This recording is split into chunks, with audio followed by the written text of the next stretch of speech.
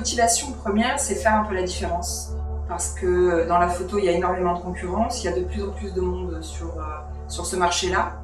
Il faut pouvoir se démarquer pour que ça fonctionne. Et je n'arrivais pas, moi, à faire le tri dans les propositions. Je ne savais plus vraiment en fait, vers quoi m'orienter pour faire cette différence. Donc j'avais besoin d'un point de vue extérieur et j'avais besoin de quelqu'un qui puisse me guider. C'est un tout, ça va être faire la différence en termes de propositions, ça va être sortir du classique mariage ou du studio classique, faire la différence après avec effectivement sa façon d'être et ce que l'on va donner en termes de représentation de soi. Et après, évidemment, en termes de travail, mais là c'est plus mon univers personnel en fait qui était en jeu. Alors pour moi, c'était très nouveau parce que je connaissais pas du tout cette façon de travailler. Et en fait, on avait commencé, si je me souviens bien, avec les valeurs. Et pour moi, ça a été un vrai plus d'abord parce que ça m'a rassurée quant à la façon de travailler. J'avais très peur que l'on me demande en fait au travers du coaching et de l'accompagnement d'être quelqu'un d'autre, de faire des choses qui ne me correspondaient pas et d'être quelqu'un qui ne me convient pas à moi. Donc, en travaillant sur les valeurs, j'ai pu dire qui j'étais. Et ça a été une base de travail, un socle en fait, sur lequel on s'est appuyé sur tout le programme et qui du coup était en respect total avec ma façon de considérer mon travail, la photographie et ce que je suis. Alors, ça a été tout d'abord de faire le tri dans toutes les propositions parce que quand vous vous lancez dans la photographie, il y a énormément de champs d'action. Et j'avais l'impression qu'il fallait être sur tous les terrains pour pouvoir être opérationnel, pour pouvoir être convaincante, pour pouvoir être crédible. Donc la première chose, ça a été vraiment de faire le tri dans toutes les propositions et d'aller véritablement vers ce à quoi moi je me destinais, vers ce qui me plaisait le plus, ce qui était véritablement de l'ordre de mes valeurs et de mes convictions.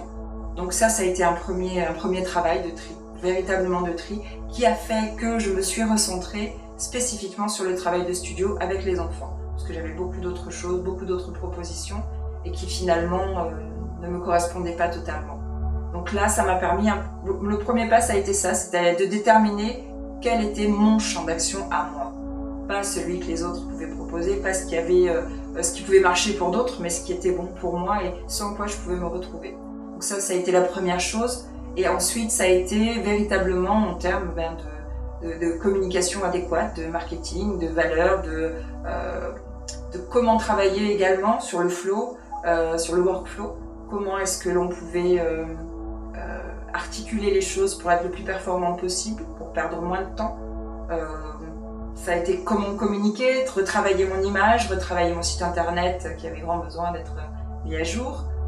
Ça a été en fait ça a été un accompagnement vraiment global sur la totalité des actions à mener, que ce soit la photo, que ce soit le workflow, que ce soit la communication, que ce soit l'image. Ça a été véritablement très global, une prise en charge globale. Alors le bilan est très positif puisque je me rends compte de façon très pragmatique que je me suis vraiment réorientée vers le studio photo pour enfants. Je me rends compte que le panier moyen d'achat a augmenté, donc ce qui est une bonne un bon curseur. Un bon curseur. Ensuite, j'ai pu du coup retravailler sur mon site internet, donc j'ai maintenant un site internet qui est beaucoup plus professionnel. Et moi surtout, ce que je retire de tout cela, c'est que j'ai gagné en confiance, j'ai gagné en crédibilité à mes propres yeux, je crois, et c'est ce qui fait que maintenant, je me sens beaucoup plus à l'aise face à mes clients. Je n'ai plus de doute quant à ce que je fais, je n'ai plus d'incertitude. J'ai changé véritablement ma façon de travailler, j'ai changé les partenaires avec lesquels je travaillais pour être en totale adéquation avec ce que moi je souhaitais. Et cela me permet bien d'avoir une assurance que je n'avais pas et du coup d'avoir des clients que je n'avais pas. Je pense que sur ce que je fais, je n'ai pas de concurrent. Je n'ai pas de concurrent.